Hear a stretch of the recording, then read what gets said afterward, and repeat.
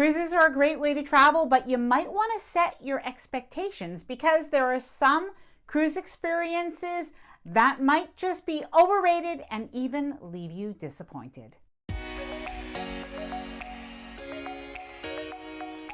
Hi there, I'm Ilana from the website lifewellcruise.com. Welcome back to my channel. Now I'm going to get right into this one because I asked cruisers from the Lifewell Cruise Facebook community about their cruise experiences and what cruise experiences maybe they could do without, which ones they felt were maybe a little bit overhyped, a little bit overrated, and even the ones that left them a little bit disappointed. Now, of course, we could learn from other cruisers and maybe skip some things if it just isn't our cup of tea. Now, I have a total of 10 of these, and although they're not in any particular order, I am going to leave a biggie for the end, and I do have a couple of bonuses as well. Now, before I get started, I did want to mention that if you like this video, if you find it helpful, informative, or enjoyable in any way, then please do give this video a big thumbs up. I really do appreciate it, and please subscribe to the channel if you haven't done so already. Let's get started. Number one disappointing cruise experience, many people said, is formal night. Now, for different reasons. Some people say formal night used to be really special. People dressed up and they really like that. And in fact, they wish that cruise lines would enforce the dress codes. And these days on most cruise lines, it really is more of a suggestion. And as much as people still dress up a little bit, it just isn't as formal as in the past. But other people had the opposite feeling and the opposite experience. They said formal night just was overrated, something they didn't want to participate in. The idea of getting all dolled up, having all of that stress about what to wear, what makeup to put on. They're on vacation and they just didn't appreciate that at all. Number two, shore excursions. Now, in particular, shore excursions with the cruise line, where you have about 4 hours to do the activity and only a short amount of time is spent at the attraction that you really want to see. So many people cited the fact that on some shore excursions, you actually have a portion of time, a smaller portion of time, to actually do the activity you really want to do, and that a certain amount of the time is really kind of allotted to shopping or to the jewelry factory or to the perfume factory, and that they really did find that the shore excursions with the cruise line in particular were disappointing and overhyped. Number three, specialty dining or even the unlimited dining package. Now, I have to say this one probably did surprise me the most because I've always found that specialty dining overall is very good.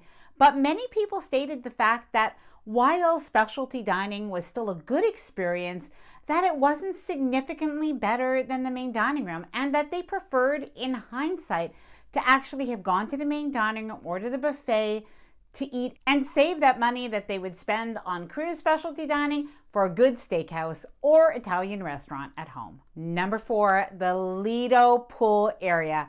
Now, I have to say I can completely relate to the idea that, especially for first-time cruisers, but even experienced cruisers, that the main pool deck can be disappointing because it's not going to look like the advertisements. The fact is, most of the time there are many people on cruise ships, and that main pool deck, especially if it's a hot sunny day, is going to be busy.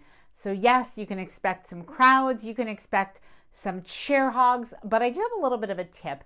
And it's something that my husband and I found many years ago when we were on a little bit of a crowded Caribbean cruise. Everybody was out, understandably, to be at the pool or near the pool, feet in water, etc. We just said, you know what, if you can't beat them, join them.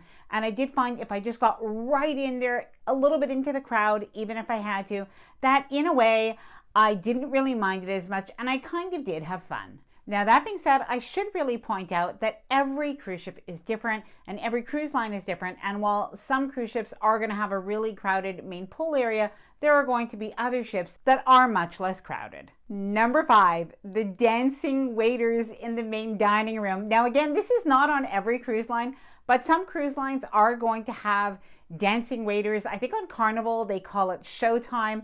On Princess Cruises, they used to have the baked Alaska that went around the main dining room on the last night of the cruise. I'm not sure if they do that anymore. If you know, please let me know down in the comments below. But the dancing and the singing, waiters, a lot of people say, you know what, this is overdone. They're just not that interested in seeing this, and they don't even think that the waiters really like it very much either. They say this experience is definitely overrated, and they even wish it were a thing of the past. Infinite verandas. Now, if you know, you know, but on some of these celebrity cruise ships, so in particular the Edge class cruise ships, what they have is these balcony cabins that instead of having a traditional balcony where the balcony is outside, they have more of almost like a sunroom style veranda where a window does come down. You do get extra space in your cabin, but you really give up that outdoor feeling. And you know what? There are really mixed reviews of these cabins, but many people say, my goodness, I was kind of looking forward to it, but you know what? I was disappointed. The thermal spa and massages. Now, a lot of people absolutely love this. It's actually quite popular on a cruise, but other people said, you know what? I tried it. It is absolutely overrated, and I was disappointed in the experience. Now, when it came to the massages, it's the same old story. It's the hard sell at the end of the massage. People just don't like that. So make sure you do let them know that you don't plan to buy anything. But the other thing, people said, you know what? It could be twice the price that I would pay at home, and it just isn't worth it for me. Now, when it came to the thermal spa and those circuits and those rain circuits, what some people said is they just absolutely hate those rain circuits. Now, I have to say, I tried a thermal spa not long ago where there was a snow room, and I went in for about a minute, but I thought I was just going to freeze to death. I definitely think that at least the snow room is overrated. Please let me know your own thoughts in the comments below. The champagne art auction. Yes, this is a good way to get a free glass of sparkling wine or two, but a lot of people say then you have to sit through the art auction. Now, art auctions get a little bit of hate, but there are many people who absolutely love them. But still, this is one of the experiences that many cruisers say is just overrated. Okay, now this one is going to be a little bit controversial. Mega cruise ships, like the Icon of the Seas. Now, obviously, Icon of the Seas and other mega cruise ships have their fans, and there is so much to do on board. But some people who've sailed on them have said, you know what, they were just too big for me.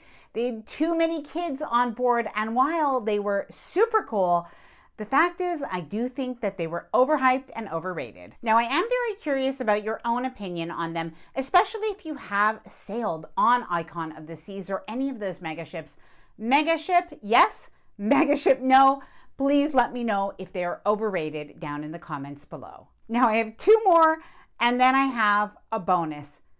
Sailaway. Now, as much as a lot of people, including me, love Sailaway, there are also other people who say, you know what, Sailaway and Sailaway parties, they're really just overrated. I use that time to unpack. I use that time to continue to explore the cruise ship or maybe to have a drink at a bar.